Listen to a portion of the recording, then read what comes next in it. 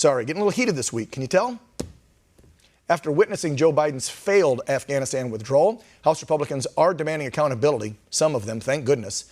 The House Freedom Caucus now calling on Joe, Secretary of State Blinken, and Defense, that Austin guy, can't believe you were a general, to immediately resign for their international disgrace. I concur.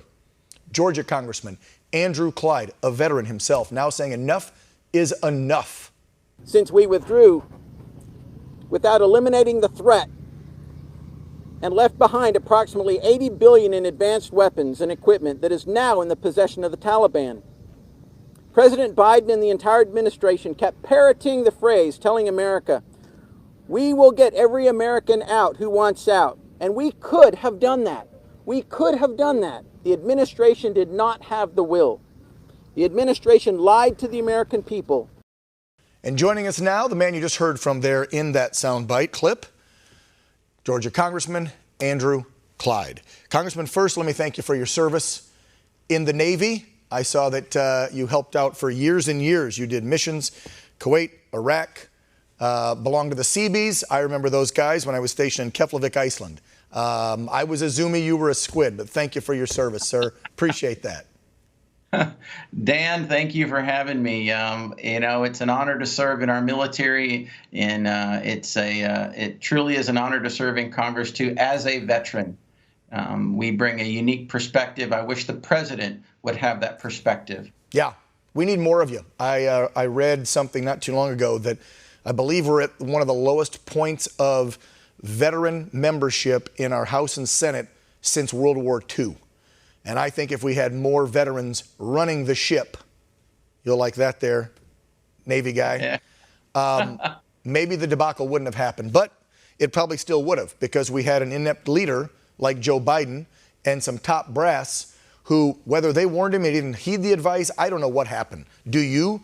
Have you heard anything in the rumor mill in Washington, D.C. of he was told this could happen right away? I know we keep hearing, well, they were warned it could be maybe a month, 6 months, or a year, but by the end of the year, it would probably happen. They're going to take over. No one warned him they were going to rush right in and start doing this. I just can't believe that. Dan, I'll tell you, the intelligence assessments were correct. You know, what he received, the intelligence he got was right on the money. They predicted this. He ignored it. You know, in his press conference, one of the things he said was he had unanimous consent of all his military, including commanders on the ground. Lies. All right. That's a flat out lie. You're exactly right. Thank you. This administration has broken promises, lies, and it has created a crisis of credibility on the world stage. This is a crisis that will take us decades to overcome. Just like Saigon in Vietnam, we are going to be experiencing the fallout of this for years and years and years. And we will have service members across the world suffer because of it. And our allies, they're not going to trust us anymore. And it's all because of President Biden and his decisions. You know, he decided to end this mission the way he decided to do. So he bears full culpability for it.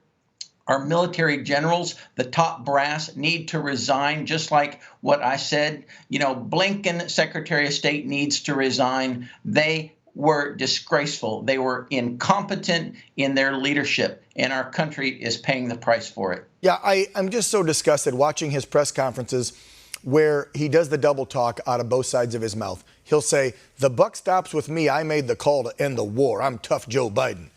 But I was handed this deal by Trump, so it's his fault. Okay, first of all, you weren't handed you were handed a negotiation that President Trump had negotiated, of course, with the Taliban over a year ago, 18, 19 months, actually longer, 2 years ago.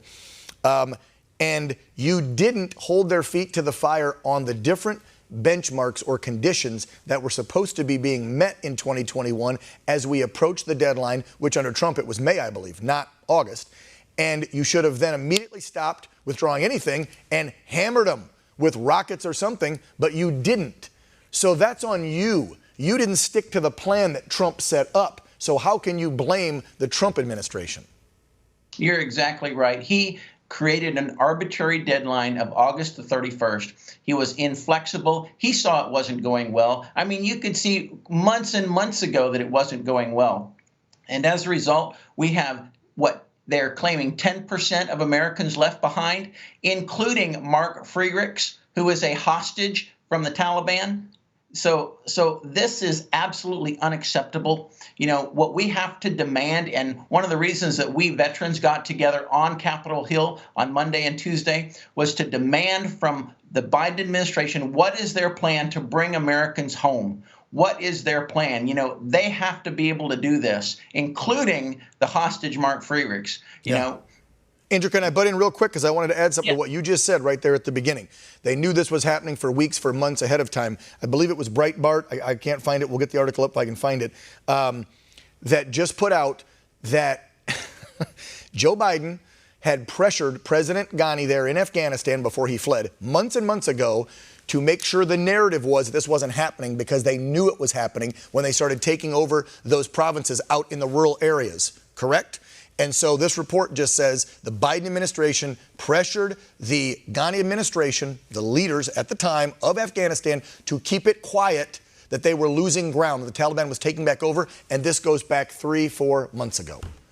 Again, creating a false narrative, right. More lies, that everything was good, everything was going according to plan, everything was going to be fantastic. We weren't going to have a debacle, but indeed we had it. And why? Because there was no plan. There was no real on-the-ground ability to be flexible, and this is what we have.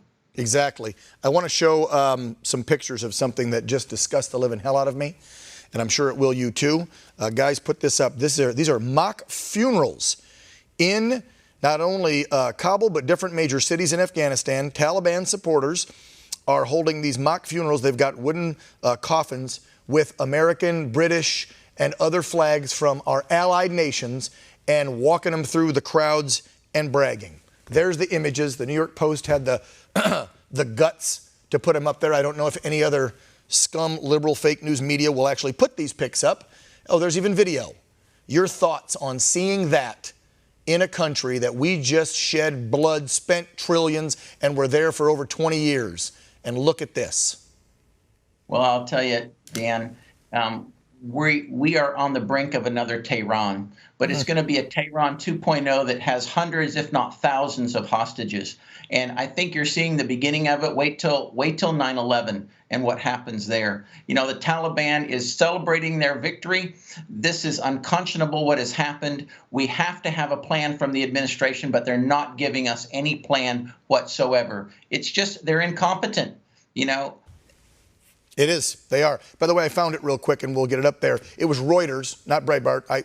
Reuters, right? They're usually a neutral to the left type of reporting agency. But here's their exclusive. Before Afghan collapse, Biden pressed Ghani to change the perception. It's right there in one of his last phone calls, and then with meetings from our Secretary of State and ambassadors with Ghani, they told him point blank, don't tell him this is going on. Don't tell him. My last one, and I want a response from a veteran besides a congressman, and there's video and pics to back this up too. Our Marines had to clean up the airport before we pulled out, so it'd be cleaned up for the Taliban, and I believe we have pics and video to show them cleaning crap up. First of all, we should have just dropped a bomb and blown everything up when we left, but we didn't. But your reaction, you were a commanding officer. If you were given that order to tell your Seabees, your Navy men to clean up crap before you leave to give it back to the Taliban, would you have obeyed that order? I don't know if I would have. The Taliban are terrorists. We do not negotiate with terrorists. We don't provide money to terrorists. We don't recognize terrorists. And that is just ridiculous for them to be required to do that. Totally unacceptable. Again, another example of failure in leadership. And so the top brass needs to resign. That's just embarrassing. Yes, it is. And please, Andrew, keep the fight up there. I love that you guys got on the House floor yesterday, did what you did. You're pushing for transparency. You're pushing and trying to hold people accountable. But we know we have the minority in the House, so it's tough, especially when you have a speaker who is either so, I don't know, wasted on booze or pills and so radical to the left, she won't even allow 13 names to be read on the House floor. God bless you guys for the fight you're fighting, because I don't know how you're going to get anything done until we take back control next year, right? That's what it's looking like. Well, that's the focus. We're going to take back the House, and we're going to send her into the minority, and we're going to rescue this country. Thank you, Dan. I just wish Californians would get rid of her entirely.